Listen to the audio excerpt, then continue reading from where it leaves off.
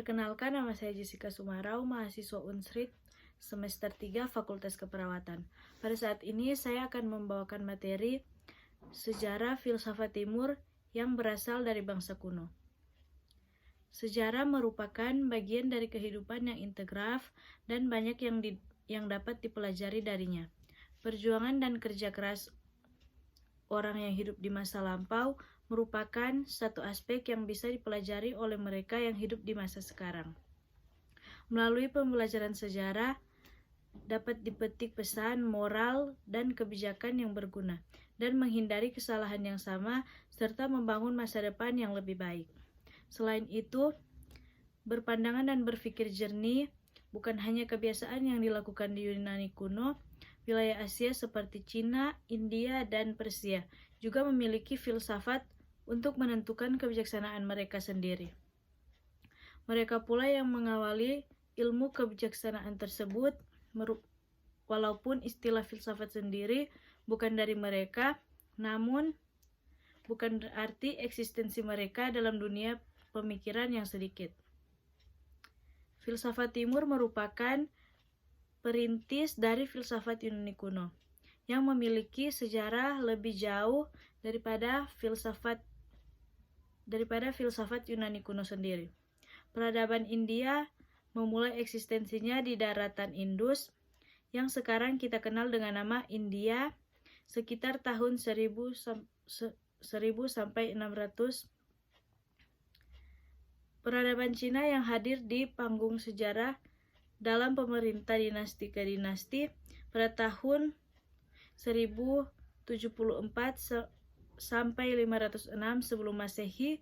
Sebelum filsafat Cina, India, dan Persia muncul, peradaban awal telah berkembang di Asia, yakni Mesopotamia, Assyria, dan Babilonia.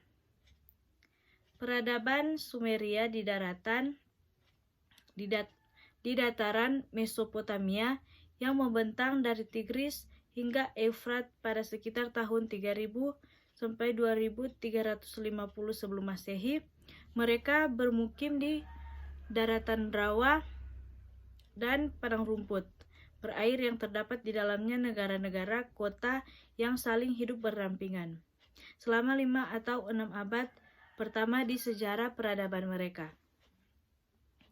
Berawal dari pemikiran-pemikiran para filsuf yang mengembangkan ide-ide mereka di Cina, India, dan Persia, maka lambat laun falsafah mereka berubah menjadi agama yang dianut oleh banyak orang.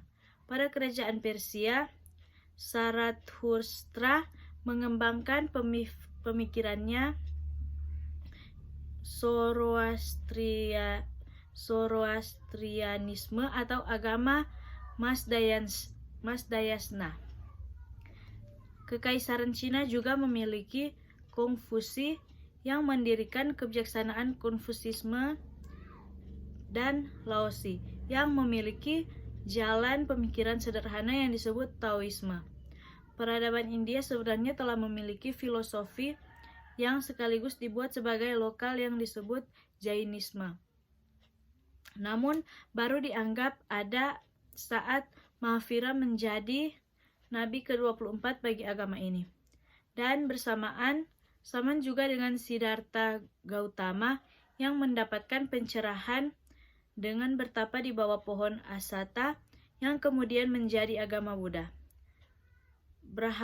Brahmanisme atau Hinduisme juga telah menjadi agama yang berkembang di India.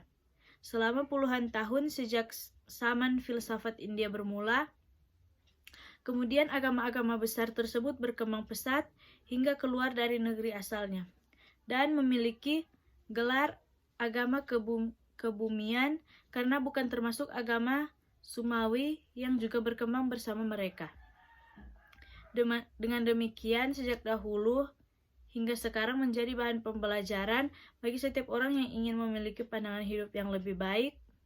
Di timur, filsafat juga telah berkembang pesat di berbagai belahan Asia, seperti Cina, India, dan Persia.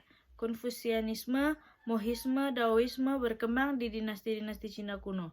Tentu saja filsafat Timur tidak datang begitu saja, lalu dapat diterima semua orang.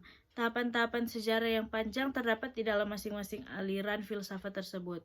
Dengan banyaknya filsuf yang menyebarkan ajaran dan penganut yang mengimaninya, setiap ajaran filsafat ini kemudian berkembang menjadi agama yang dipercayai di daerah tersebut, baik itu di Cina, India, maupun Persia atau Iran. Dikarenakan perkembangan zaman aliran filosofi ini terkadang berganti nama menjadi agama bumi atau agama buatan manusia. Buddha, Hindu, Konghucu, dan Zoroastrianisme atau Majusi merupakan contoh dari agama bumi yang masih banyak dianut oleh orang-orang di Cina, India maupun Persia atau Iran. Selain berperan sebagai agama, filosofi yang mereka anut tersebut telah menjadi pandangan dan gaya hidup mereka sehari-hari. Hal ini terlihat ketika adanya hari raya di masing-masing agama dan ketika mereka saling berkomunikasi dengan sesama penganut maupun beda keyakinan. Lagi pula dengan tantangan agama yang lebih besar seperti Islam, Nasrani, dan Yahudi, agama-agama ini masih dianut oleh masyarakat yang telah cocok dengan agama sejak lama.